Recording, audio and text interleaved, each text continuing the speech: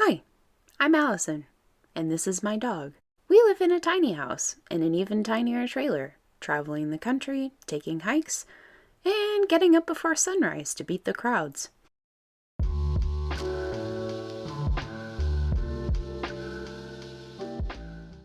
It's late.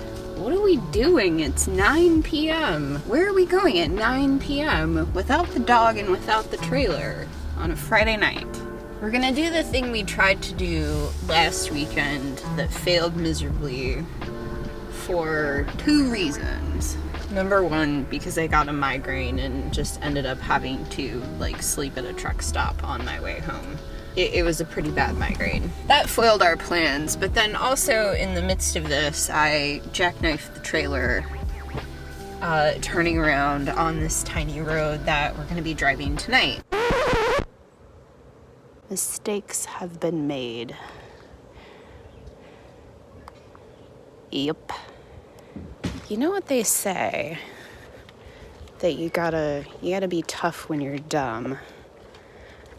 It also helps to have a little savings account if you're dumb, so you can pay your idiot tax for stuff like this. And today, my idiot tax is for turning around on a narrow dirt road because I thought I was still driving the Volkswagen, which was a lot shorter. And here is where I jackknifed the trailer. I really thought I would fit here. You can still kind of see my tire tracks over there. How dumb am I? So, fail on all accounts. So we're trying again. A week later, I've got a pillow and blanket in the back here. I'm gonna catch a little nap at the trailhead before we start. We've got a 4-hour drive ahead of us, so we're gonna be there at 1 o'clock in the morning. So I also have some caffeine to get me through the night. I did catch a nap after work today. Yeah, we've got a long drive tonight, so let's get going.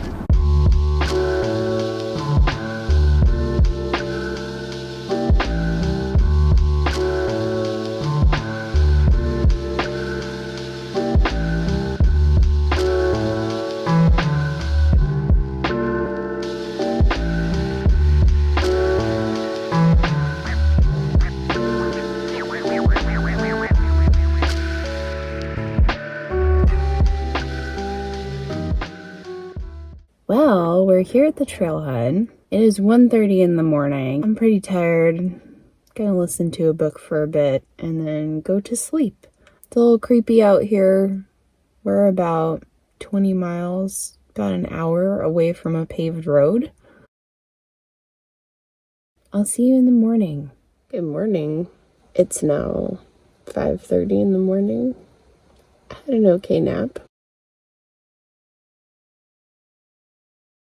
I'm having some caffeine and then I'm gonna hit the trail.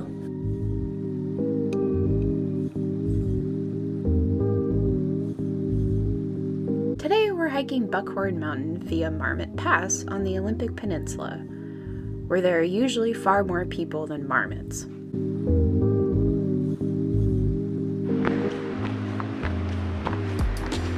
So the bugs are really bad, and I was too lazy to put on bug spray, honestly. I left in a hurry this morning, and I'm tired because my caffeine hasn't exactly kicked in yet, so I forgot bug spray. So it's motivation to do this whole trail without stopping.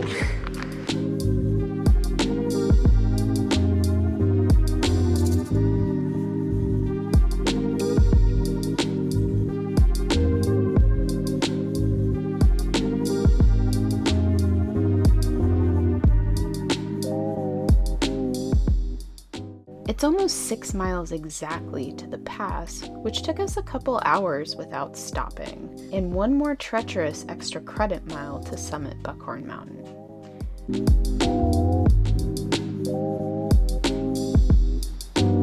Spoiler alert, we didn't see any of Marmot Pass's famous marmots today. You'll need to stay the night at Camp Mystery and hike up to the meadow at dawn or dusk to catch them out of their burrows.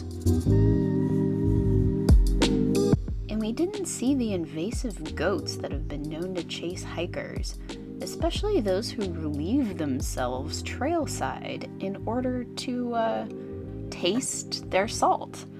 Salt is a scarce mineral up here after all. There's actually a program underway to take goats in Olympic National Park by helicopter to a more remote locale because they've become a dangerous nuisance. So do yourself and your trail neighbor a favor and don't feed or pee near a mountain goat. But no goats today, just fields of wildflowers and the occasional backpacker who will be far too tired from the climb to chase you for any reason. And this is a climb. The trail gains about 3,500 feet to Marmot Pass. There are some more gradual breaks in the lower elevation of this hike, but overall the incline is steady.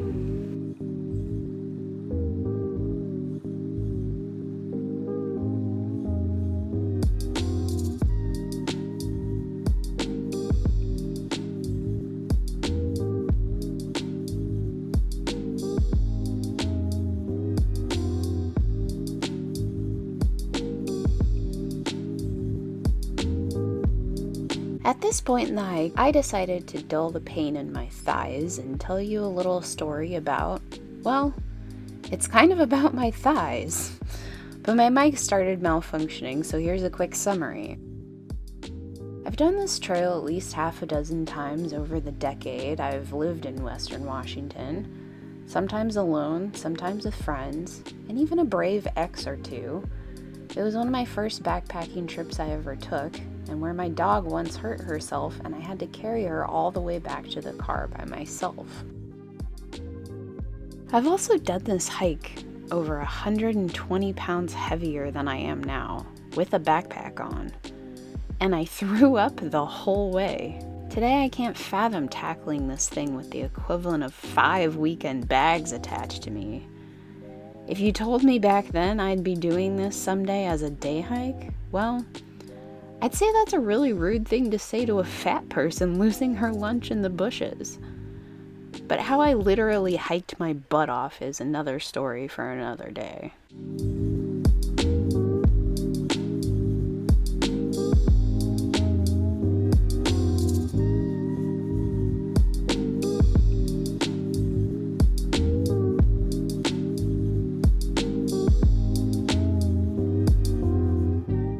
If it's the Buckhorn Summit you're after, buckle up and refill your water 1 mile back at Camp Mystery, because you'll be gaining another 1,500 feet in less than 1 more mile.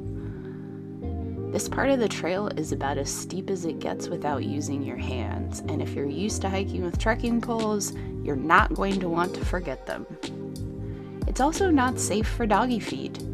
The rock is loose and very sharp, and it's really too hot up there for a fur coat anyway.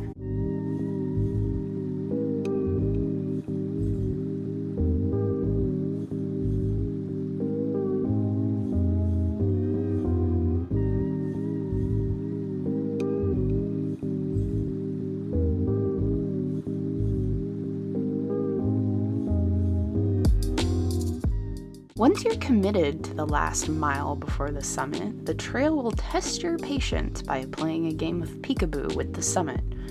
There are a few false summits here. Just when you think you're almost to the top, what you thought were your last few steps reveal yet another peak just another few minutes away. Rinse and repeat a few times, and eventually the trail ends in a few large boulders and a killer view.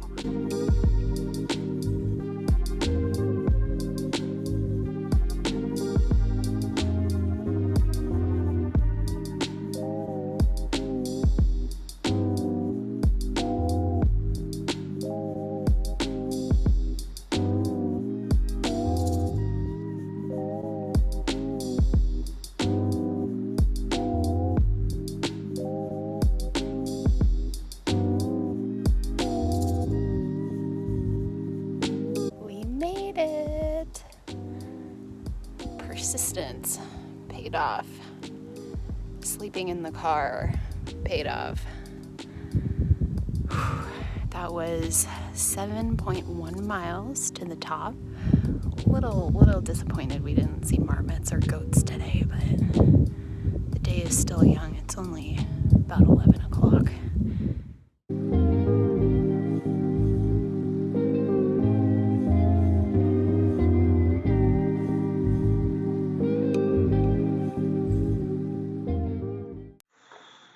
Well, that was super fun.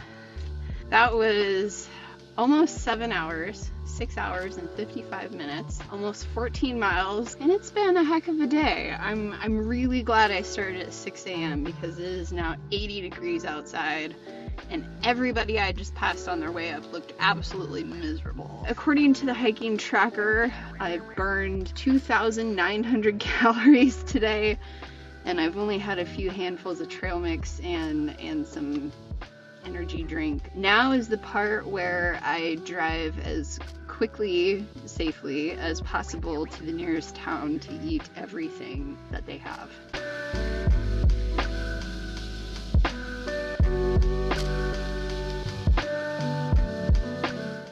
Rather than keep driving an extra hour, I decided to just go to the ferry terminal and wait an hour, meaning I get a nap for an hour. The trailhead is about 3 hours from Seattle without traffic, and 4 or more with traffic. On a typical weekend, wait times of an hour or 2 for any of the ferries across Puget Sound may mean that driving all the way around the sound through Tacoma takes the same or less time than waiting for a ferry. So always check the wait times before it's time to come home, or just make a reservation.